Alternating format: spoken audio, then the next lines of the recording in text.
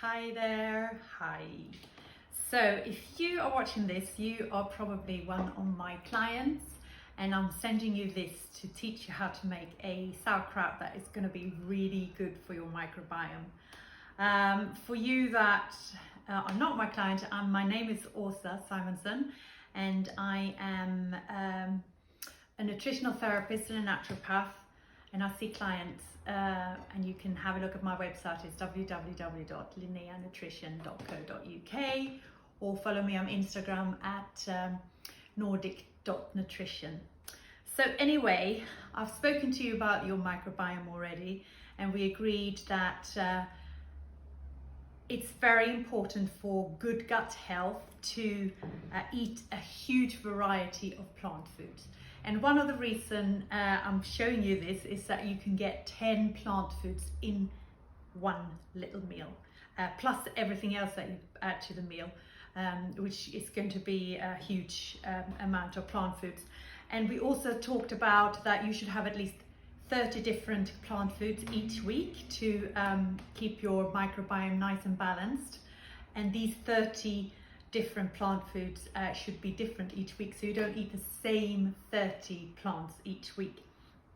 So I'm going to make a sauerkraut today, and it's so easy to make, so this is what I really think you should do. I'm using the vegetables that I had in my fridge that is also in season at the moment.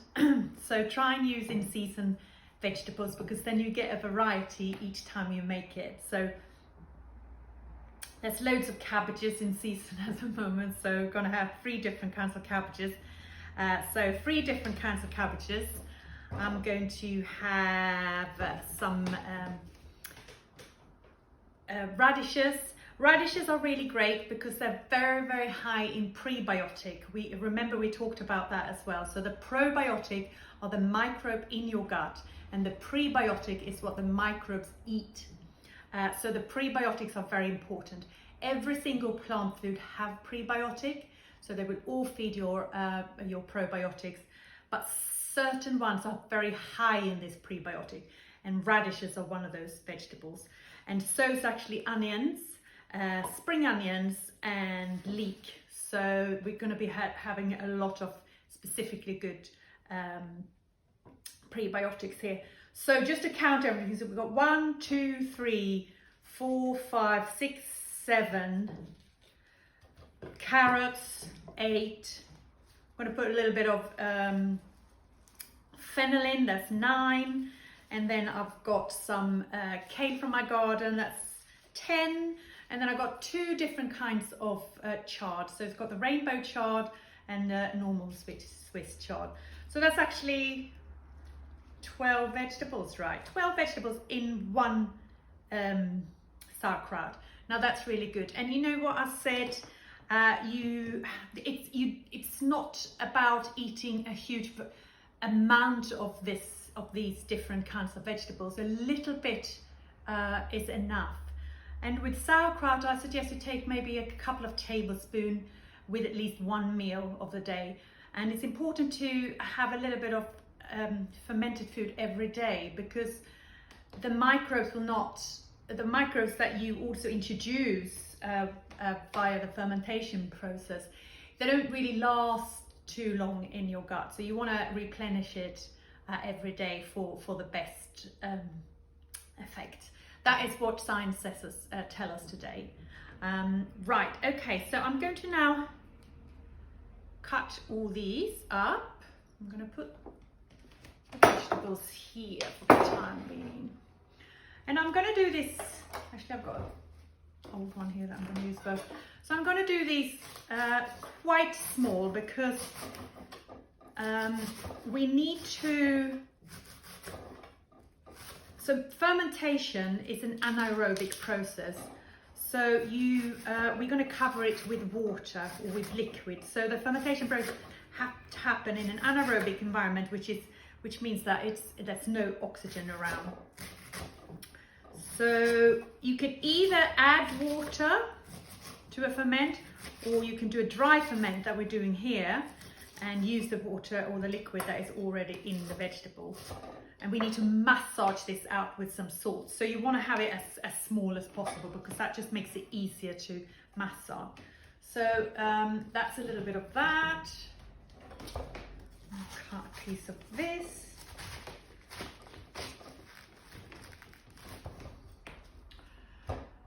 So purple cabbage is a really, really good food. It's cheap. It's part of the Clean 15, so you don't actually have to get this vegetable organic, because the way it's grown, it doesn't really need any pesticides and herbicides. And you can see from the color that it's really, really high in antioxidants. So this is a really nice vegetable to include a lot of into your diet. And also super cheap, right? So, and it's part of the cruciferous vegetables. And we probably have talked about cruciferous vegetables, if you're one of my clients, how important it is for you to get cruciferous vegetable into your diet daily, because they have nutrients that no other kinds of vegetable have. That is particularly good for your liver and detoxification of toxins, and for that reason also helping you balance your hormones. So very, very important for both men and women, but especially if you are a woman and you are in 40 and over. So I'd say at around 40 perimenopause starts. So this is when we need to be really careful and very, very start kind of looking after ourselves a little bit better. Okay, so that's 3. So there, I'm gonna get the kale. Kale is also part of the cruciferous vegetables, and so are all the cabbages, obviously, that I've cut so far. So also really good for your liver, detoxification of toxins, and hormone balancing, and good for your microbiome. So the chard goes in.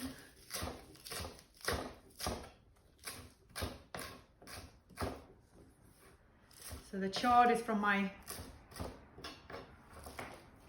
garden as well.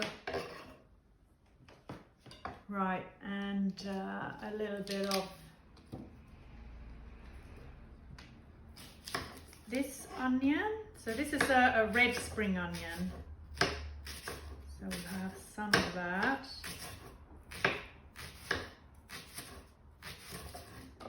Maybe not all of it. Like that.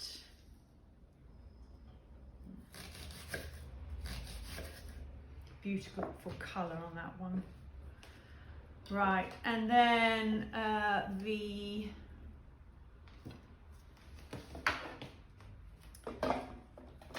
radish, I'm actually going to use this one. If you use these kind of gadgets, be careful with your fingers. They're really, really easy to cut yourself on these. There we go.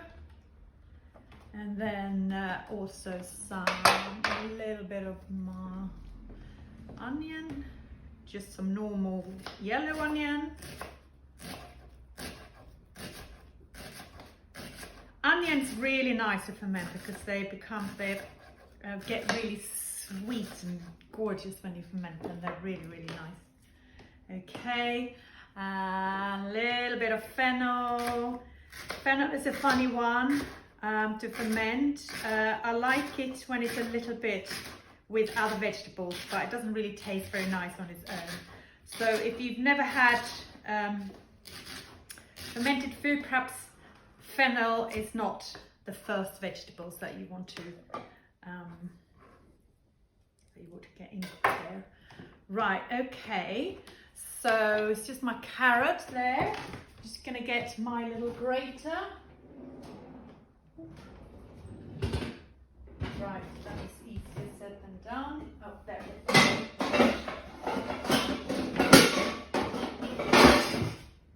Sorry about that. The grater.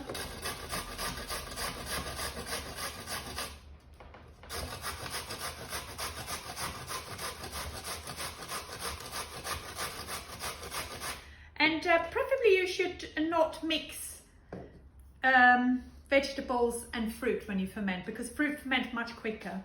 But apple is something that you can add into your ferment as well, your vegetable ferment. And I'm actually going to do that because I've got a lot of half-eaten apples, which is just laying around. So fermentation, you can also use what you've got. That's why it's so good with fermented food. If you have children like me that eat half apples,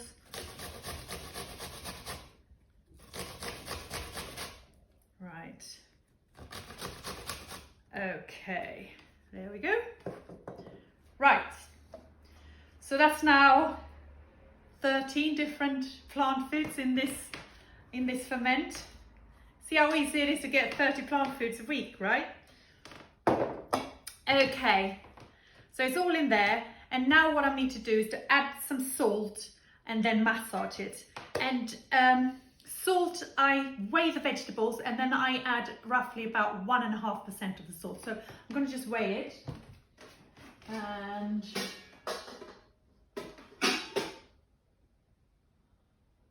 it weighs, so this weighs almost a kilo. This is almost a kilo of vegetables. So 1.5% for 1 kilo of vegetable is 15 grams.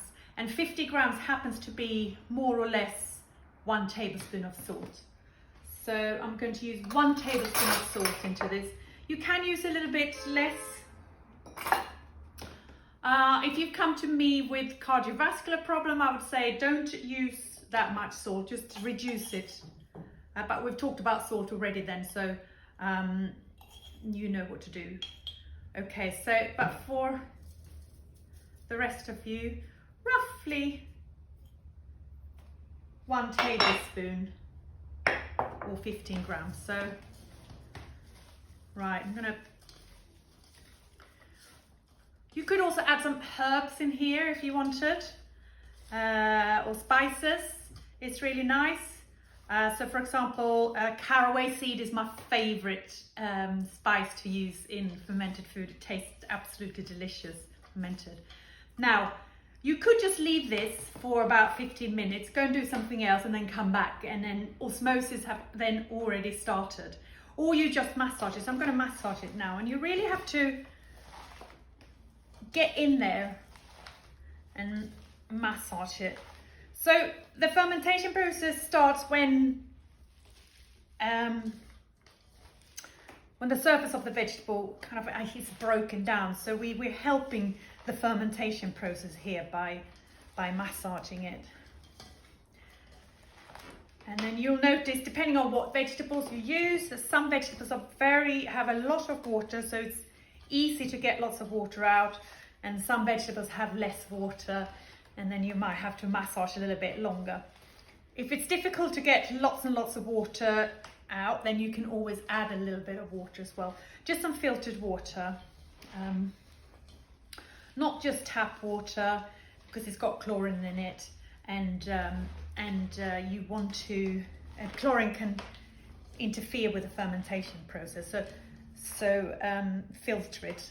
And if you're one of my clients and you haven't got a water filter, I think I probably have told you that this is a good investment to get a water filter. Okay, so I can see water coming out now, but I'm going to still massage a little bit longer.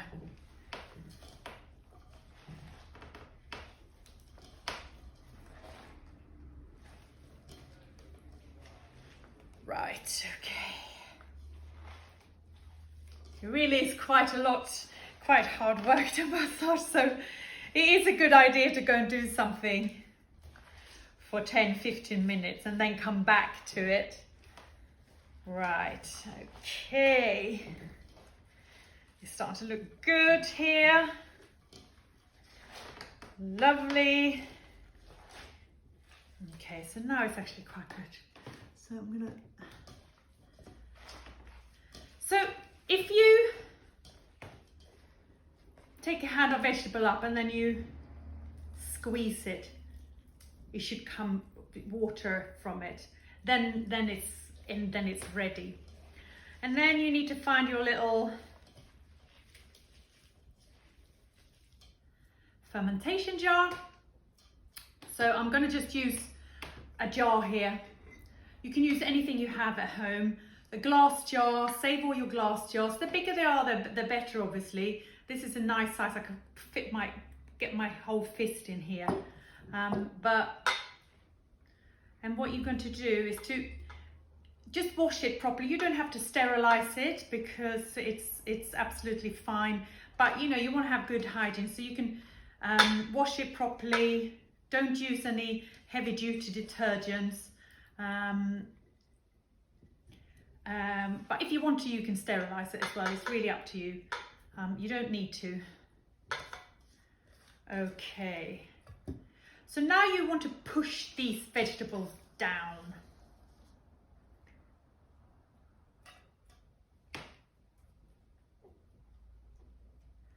And you can use your fist if you can get your fist in. And if you can't, just try and use a utensil. So I've got a utensil. I did have one. Right. I'm going to use my fist because I can. So I'm going to push it down. And I don't know if you see, but if I push it down, you see the water comes up, and if I let it go, the water, you know, the vegetable goes up above the water. So you want the vegetables to be below the water surface in an anaerobic environment. So if it doesn't stay, I suggest that you put something down to push it down a little bit. Also, that's very good because if you have a big gap like I have here, the vegetable might, this whole ferment, when it starts to ferment, may rise up, and we don't want that. We want it to keep it down. So my favorite thing to use is a stone. So any stone that you find, and you can, if you live in London, it's actually not that easy to find stones, but if you go to the British seaside, you find beautiful stones like this. Boil them to sterilize. These you need to sterilize, obviously, and then just put them in there, push them down. But anything else you have at home, such as a glass or a little jar or something, you can just use to put in there. So there we go. Just make sure that there's not lots of vegetables on the side like it is here, because then bacteria might be introduced. And then you put your lid on like that, and then you put it away somewhere. And it takes about 2 weeks to ferment it. 1 to 2 weeks. If you've never had fermented food before, take it after a week, and then it's a young ferment, and it will taste like fermented food, but it will have a much sort of younger taste, which is probably preferred if you've never had it. So otherwise, leave it for 2 weeks, and after 2 weeks you can put it into the fridge, and then you have a couple of tablespoons of this with at least 1 meal a day. And that should be a really, really good addition to the amount of plant foods that you have every day. And if you make another one with 10 different vegetables again, then you can vary. You know, you can use this one day and the other one other day. So just by eating your ferments 1 week, you get then 20 different vegetables, right? So it's very, very easy to get 30 vegetables or 30 plant foods a week. All right, then I hope that's useful. And if you have any questions at all, then please email me or write me a comment. Again, you can find me on nordic.nutrition on Instagram.